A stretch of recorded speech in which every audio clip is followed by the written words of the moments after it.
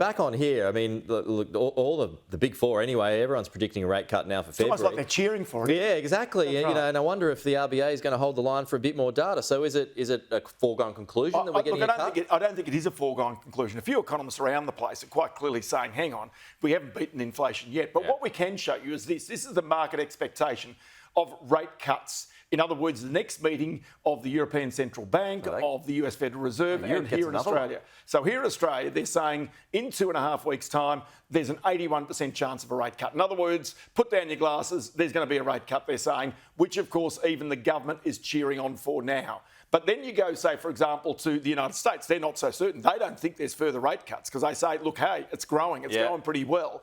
And now with Donald Trump's particularly his tariffs policy, they think that's going to create more inflation. So they're actually writing off the prospect of a lot more interest rate cuts there.